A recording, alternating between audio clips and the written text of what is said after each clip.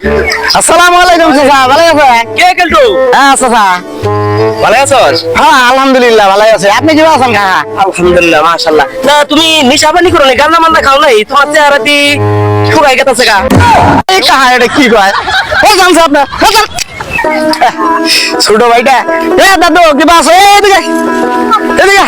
কি খবর তোর? আরে ভাই কি গম ওমরা ওরা কফিলুদ্দিন কাকা আছে না?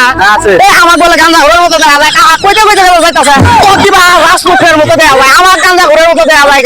এই আব্বা যায়, আব্বা মন্দিরা, এই আব্বা ওদিক গেছে, এই আব্বা যায় ধর্ম থাকিস আব্বা। আব্বা ও আব্বা, কি হয়েছে কেটা ডাকে? আব্বা আর বলে না ডাকে। ওই যে মেরা কফিলুদ্দিন কাকা আছে না? আছে। এই কফিলুদ্দিন কাকা আমার গান্দা ঘুরে গেল। আবার আমার ছোট ভাই আছে না, এই সোহাগ, এই সোহাগও আমার গান্দা ঘুরে।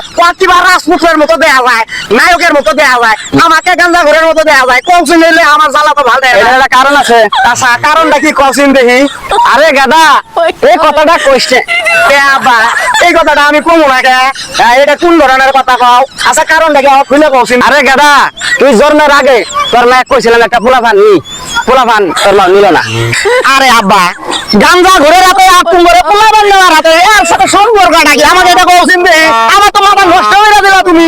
তোমার আগে আমি নিশা পানি করে তোর মায়ের কাছে গেছিলাম, সেই রাতে তুই তোর মায়ের গর্ভে ঢুকছস, এই কারণে তোর গাঞ্জা ঘুরে মতো দেখা যায়।